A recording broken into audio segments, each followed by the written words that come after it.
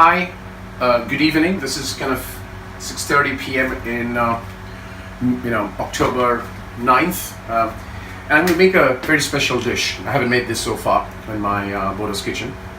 Now, end September to early November in a calendar year for Indians is typically the festival season. You start with Ganesh Chaturthi, ends with Diwali sometime late October, early November. This year it's early November. And I wanted to make this dish, which is called Khichidi. Now,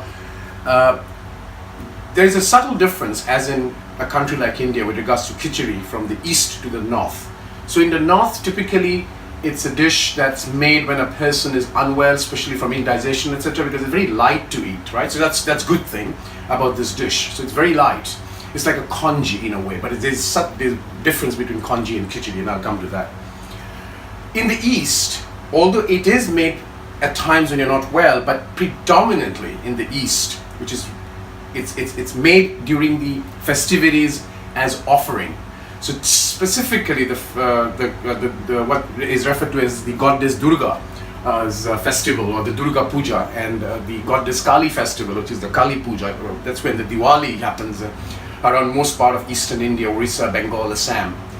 This is made as an offering, and it tastes just awesome. So I'm going to replicate that dish, because there's certain things are not put in terms of ingredients in the northern khichdi. But there is also, but I'm making this specifically for I would not use the word festivity, but a custom that's followed in mostly northern part and western part of India, called Karwa Chauth. And I'm telling you why I'm doing this. So Karwa Chauth is a custom. I don't want to call it a festival. Where the wives, the girlfriends now, or a partner fasts the whole day for the longevity of her husband or a boyfriend, right? And it's a very grueling fast, and I know some people don't even drink water from sunrise to sunset. And the custom is, it's on the 4th day of the new moon, and you see the moon through a sieve, and then you break your fast.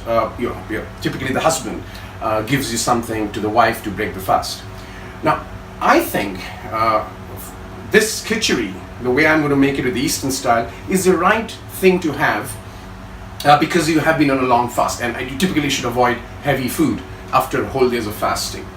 Now, I respect the custom, absolutely, like any custom that one should respect. However, I have a little bit of a reservation or an issue with this custom. Here it's what? The woman or the wife gives the fast, the girlfriend gives the fast, and I think even the men should fast, if not completely, but at least be part of that process. And this dish is for the men to make, and that's why I'm going to make it very easy for you to make it, so you make it for your wife to help her break a fast, and also it's a very healthy dish. I have walked the talk. At some stage in my life I did. Somebody wanted to do it, and I kept it and made khichdi, right? So I'm going to do that dish. So let me show you through the ingredients. I've got a bowl of, a cup of rice, a basmati rice, washed. I've got half a cup. It's bloated right now because I've soaked it for about 3 hours. It's yellow lentil, yellow dal. I've got kind of half an eggplant cut into bite size, and 1 potato cut into bite size. So this kind of adds the vegetables to the khichdi. I've got half a tomato finely chopped, 2 green chilies slit in middle, and half a red chili finely chopped. Half a red onion finely chopped, a few bay leaves, and the key ingredient, because I'm following the Eastern recipe, it's Paanch Phoron, the 5 Indian spices, right? So those are the ingredients, and let me show you now the cooking process. Well, what I've got here is I've got a tablespoon and a half of ghee, kind of heated up. I prefer so with the ghee. What it does, it gives the fat. You got the carbs with the rice. You got the protein with the lentil, and of course the vegetables. So it's really a wholesome, very nice meal to have, right? Especially if you're breaking your fast, or if you want a light meal.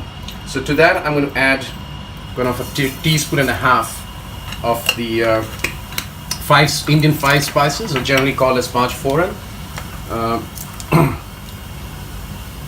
And that's I'll just let it simmer a bit.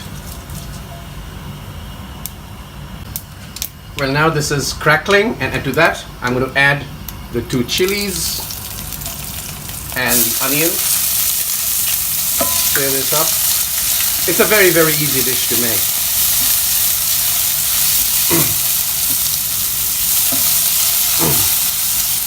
Once this is done, I'm going to add a turmeric, kind of a half teaspoon or maybe 3/4 teaspoon of turmeric.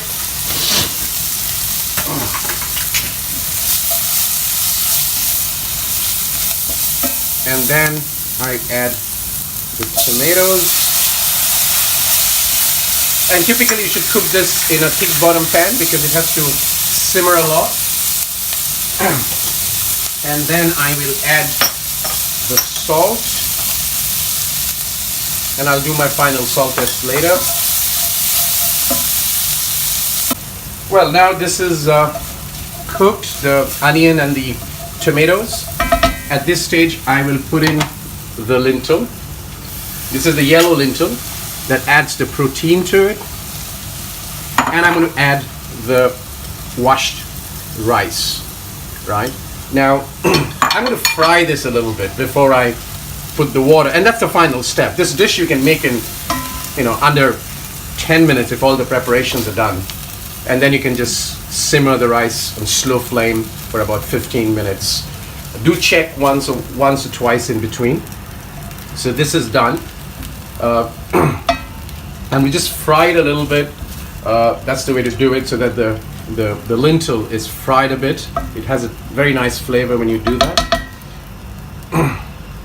Okay, now I have kind of fried this for about 5 minutes. I was offline when I did that. So at this stage, I can get the fragrance of the lintel. So what I'm going to do is I'm going to add water. Now I have used this cup. It's a standard cup. So I've got half cup of lintel and 1 cup of rice.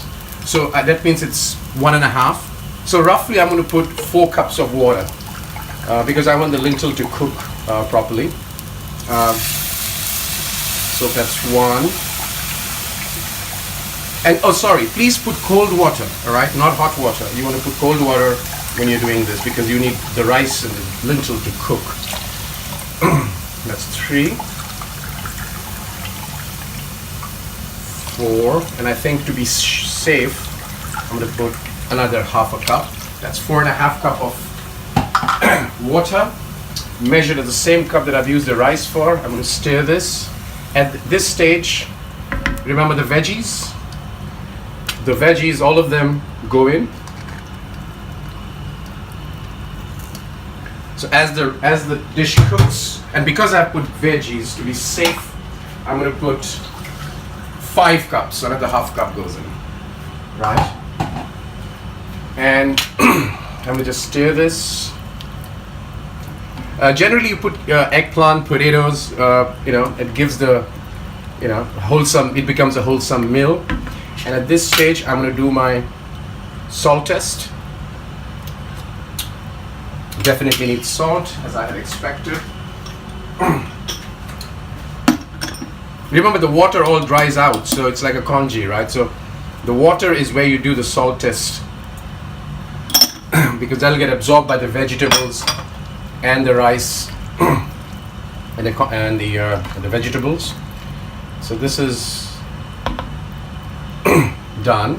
So I'm going to do my final salt test. Perfect.